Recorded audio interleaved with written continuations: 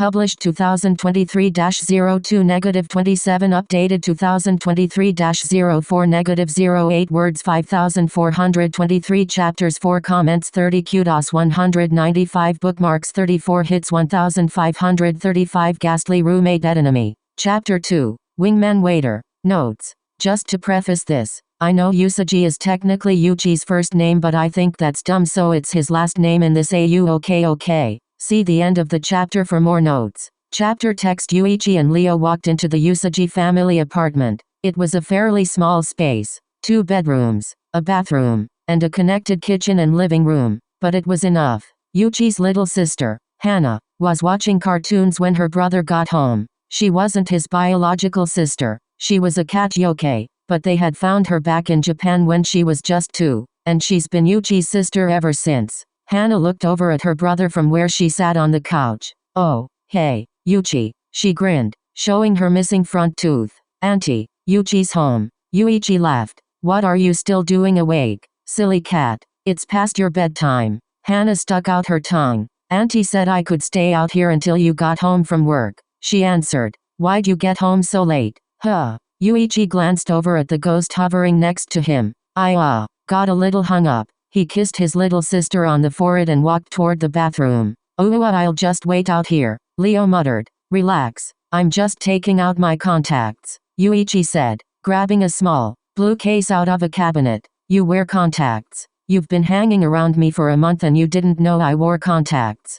the rabbit teased. Leo blushed. Hey, I don't follow you into the bathroom. He watched Yuichi as he took out his contacts, and then said, your little sister's adorable, by the way. Yuichi smiled at his comment. I know, she's the best, he said, putting the contact case away. But we share a room, so no chatting with me while she's in there or she'll think I'm going insane. Who the hell are you talking to, Yuichi? A woman's voice spoke from behind him. Yuichi tensed as he turned around to see his aunt looking at him with a concerned impression. No one, auntie, just myself, and my thoughts. You're sweating, Leo unhelpfully commented. Shut up, Yuichi hissed through his teeth.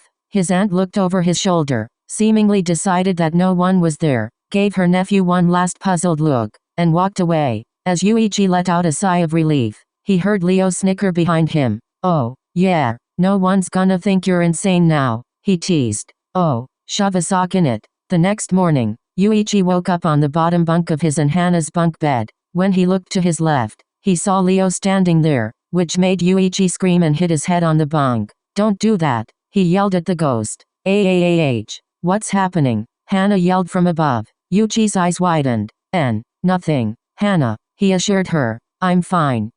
Okay, if you say so, she said. During this whole event, Leo was laughing so hard Yuichi thought he might burst into a cloud of steam. The ghost, himself, wiped a tear from his eye. Oh, I can't believe I didn't do that before now. He started laughing again. Yuichi grumbled and waved an arm through Leo's spectral form as he walked by. Yes, so funny, he grumbled. Now, get out of here so I can change for work. Haha, okay, bunny boy, I'm on it. Leo waved his hand and disappeared through a wall. Yuichi grumbled something about not calling him a bunny, and then started changing into his work clothes. You're a weirdo, big bro, Hana teased, climbing down from her bunk. Yuichi turned toward her, buttoning up his shirt. His sister shrugged. You talk to yourself a lot, she explained. It's weird. PSH, you're weird, Yuichi retorted. Hana side-eyed him. And your comebacks suck. With that, she walked out of their room. Oh, she got you, Leo sing-songed as he floated back into the room.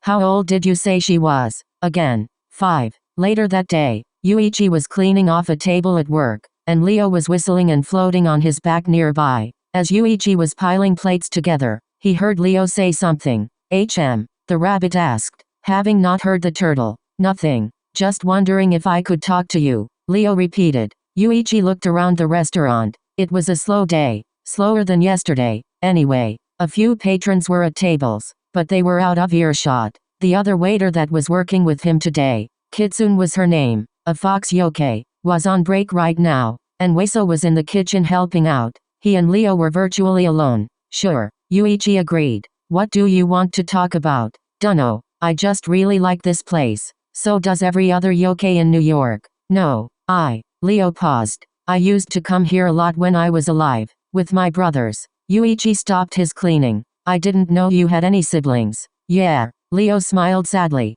3, unless you count. His voice seized up. Actually? Never mind. What? Count who? Yuichi. A girl's voice called. Kitsune was done with her break, and seemed like she needed help. Yuichi looked back to where Leo was, but he'd vanished. Of course, Yuichi thought, and walked over to help his coworker. Kitsune ran up to him, relief on her face. Oh, thank the gods, she sighed. I need you to take this table. I can't do it. Yuichi gave her a puzzled look. Why not? Are they harassing you or something? I can get Weso to kick them out. No, no, no, she said frantically, her face turning redder than it already was. I can't do it because it's the girl I like. Yuichi smirked. Oh, okay, then, he said. I've got you. Don't worry. I'll make you look so cool. What's her name? Kitsune gave him a nervous grin. Her name is Chizu, but I was thinking maybe you don't mention me. K. Yuichi raised an eyebrow at her. Why wouldn't she want him to talk about how great she was to her crush?